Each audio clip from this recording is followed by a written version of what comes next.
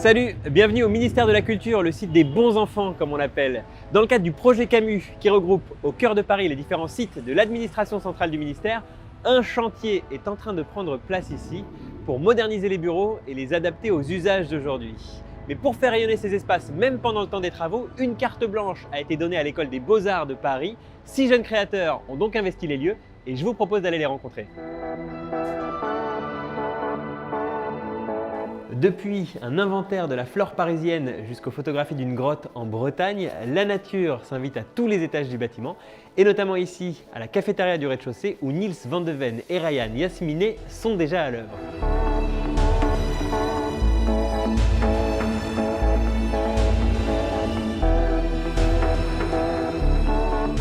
Bonjour Niels Van de Ven, bonjour Ryan Yasminé.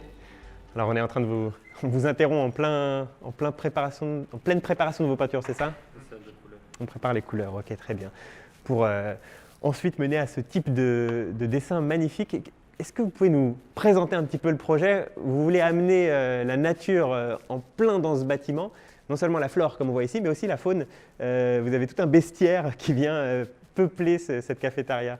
Il y a vraiment cette idée de refaire revenir le jardin dans le ministère de la Culture qui permet aussi, comme on peut voir juste en face, en fait c'est une autre scène mais nature, une vraie nature. Là on est dans la représentation de la nature au sein de la culture, donc une culture de la nature. Et ici on est vraiment dans ce jardin, dans la nature qui est cultivée. Donc c'est assez intéressant, même dans ces deux espaces qui sont en fait qui communiquent entre eux, de voir ces deux choses qui se répondent. J'ai une connaissance botanique assez faible, je crois. Est-ce que vous pouvez nous éclairer un petit peu sur ce quoi, là, notamment ces bel arbre derrière vous? Donc ici on a un chêne. Je pense que c'est le seul que j'ai reconnu.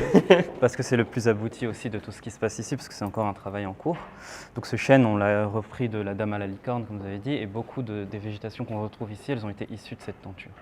Mais on a tout de même pris soin de faire en sorte que toutes ces végétations soient issues du paysage parisien, bien qu'on n'a pas non plus, on ne s'est pas limité aux espèces uniquement endémiques. On a voulu un petit peu enchanter donc ces représentations. Par exemple, un oranger, c'est pas endémique du tout à la ville de Paris ni à la France d'ailleurs, mais il y en a à Paris. Et il y a des espèces très surprenantes, même en termes animaux. Par exemple, en faisant nos recherches, on s'est rendu compte qu'il y avait des hérons dans Paris.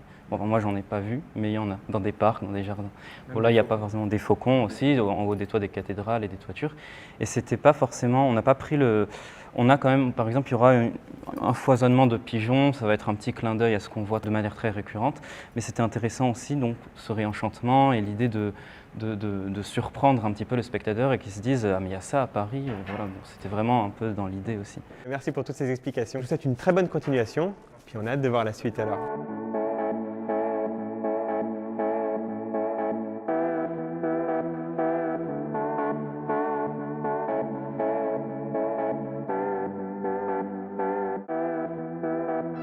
On continue notre déambulation, c'est la jeune artiste Yasmine Irondi qui nous attend au 4e étage.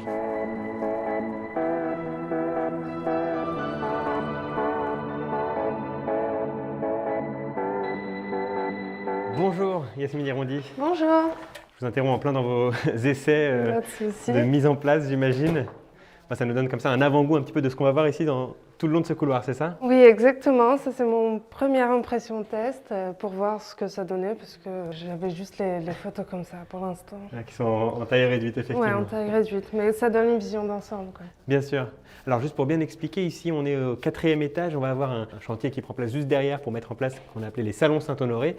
Et donc, devant la palissade qui va prendre place tout le long de ce couloir, vous proposez de disposer ces bâches, c'est ça? L'idée, c'était de créer une espèce de paravent qui allait cacher les travaux qui se passent derrière et qui, en même temps, allait transformer ce couloir un petit peu dans un lieu de vie ou un espace agréable dans lequel on prend du plaisir à y être. Pour le transformer, effectivement, on est dans une transformation assez radicale.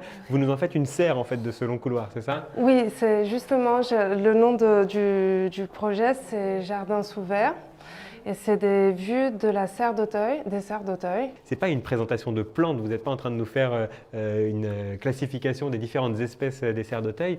c'est vraiment une présentation de ces serres à travers la vitre. Ça rend quelque chose de graphiquement différent encore. On entrevoit un monde qui existe derrière et qu'on ne peut pas y accéder. Et finalement, on prend du plaisir aussi à voir la surface, comment les ombres apparaissent sur les surfaces de tous ces types de verres différents. L'idée, c'était que le passant qui se déplace dans le couloir, au début, il ne comprenne pas très bien. Il pense qu'il regarde plutôt une peinture abstraite. Et finalement, c'est en se déplaçant qu'il découvre petit à petit dans quel espace il est.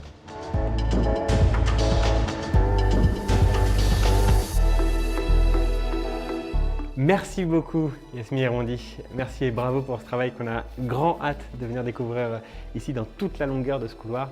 Je suis sûr que ça va être magnifique. À bientôt alors. Au revoir. Quant à nous, on continue notre déambulation, on va monter d'un étage au 5e étage où Lucas L'Église nous attend.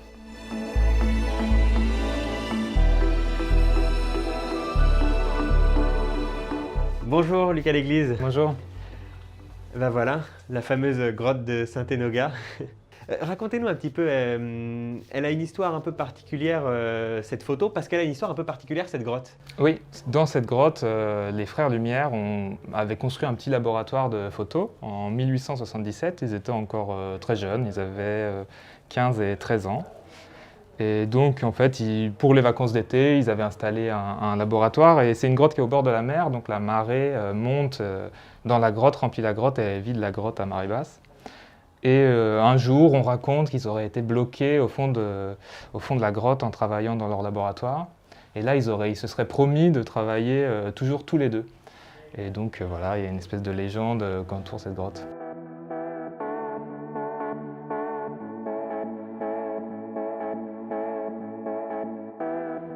Cette grotte, vous l'avez prise en photo, cette photo, vous l'avez développée, ce développement, vous l'avez pris en photo à nouveau, que vous avez ensuite ici fixé sur ce mur qui a un emplacement particulier au sein du ministère de la Culture. Alors, il y a plusieurs œuvres en une ou alors c'est l'ensemble qui forme l'œuvre? Puisque c'est une pellicule positive, donc c'est vrai qu'on peut la regarder directement. Et ici, c'était intéressant de l'agrandir. Et ce que je trouve bien, c'est que quand on regarde d'abord, on voit une image et après, on voit que c'est une pellicule. Honnêtement, avant de le faire, je pensais avoir une photographie presque invisible. Et en fait, ça a plutôt bien marché. Malgré tout, elle reste un peu expérimentale par rapport à une photographie bien faite. Le ciel est tout blanc, les couleurs virent un peu. Mais c'est ce qui fait aussi l'œuvre pour moi. Bien sûr. Et au-delà, ce qui fait l'œuvre pour vous, j'imagine, c'est toute la réflexion qu'il y a autour. Je crois savoir que dans votre jeune carrière, mais déjà bien remplie, vous vous interrogez beaucoup sur la photographie en tant que telle. C'est-à-dire ça devient non seulement un moyen, mais c'est aussi un objet d'étude pour vous, c'est ça? Oui. À chaque fois, je fais des photographies qui parlent de la photographie.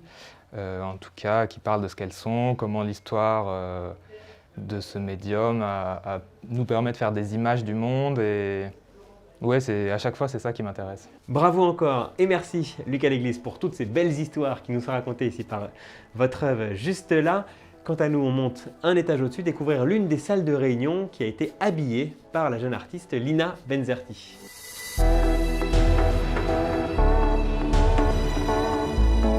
Bonjour Lina Benzerti. Bonjour.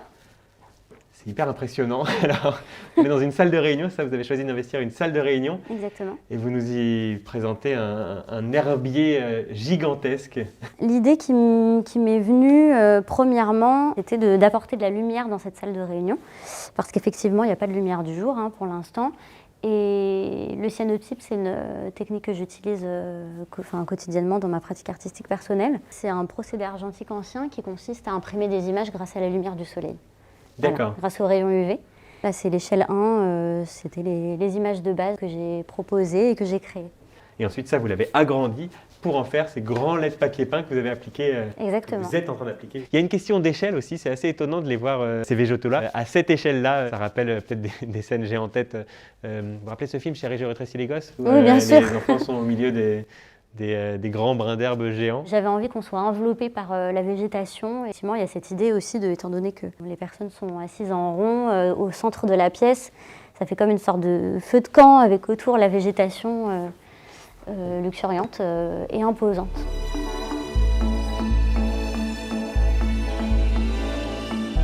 Merci beaucoup Lina Benzerti d'avoir pris un petit moment en plein dans votre création pour nous raconter un peu cette œuvre-là. Bravo encore et on va vous laisser continuer de travailler. Merci beaucoup. En attendant de revenir ici pour voir la salle entièrement recouverte de ces papiers peints.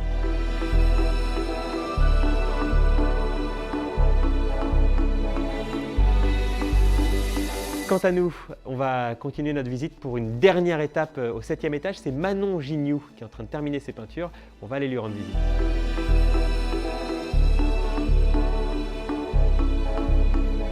Bonjour Manon Gignoux. Bonjour. Pardon, on vous interrompt un instant dans votre préparation des couleurs, c'est ça? Oui. D'accord. Pour discuter un petit peu de cette œuvre magnifique qui commence à prendre place ici, pourquoi cette envie de représenter sur ce grand mur jusque-là blanc, immaculé, ces couleurs, encore une fois, ces formes florales mais finalement assez abstraites? J'espère que ça invite à un voyage. Enfin, en fait, moi, en tout cas, quand je le fais, c'est vraiment à chaque instant, je ne sais pas ce qui va se passer.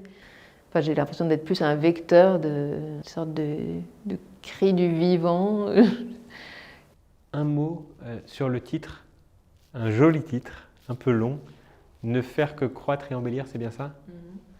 Qu'est-ce que ça nous dit? Moi, je me rends compte que j'ai vraiment besoin d'une quête de cette beauté au quotidien, mais pas seulement une beauté esthétique, mais une beauté de comment on vit, quels gestes on accomplit. C'est un avant-goût, ça, de ce qu'on va voir au mur, ou là encore, c'est amené à évoluer et rien n'est tellement figé? Oui, j'avais fait ces esquisses et puis après j'ai fait une maquette en images pour l'appel à projet. Et puis quand je suis arrivée ici, je pensais me lancer directement et en fait, devant ce grand mur, je me suis dit, moi je vais commencer par mettre des bouts de scotch, j'ai tracé des lignes pendant 2 jours.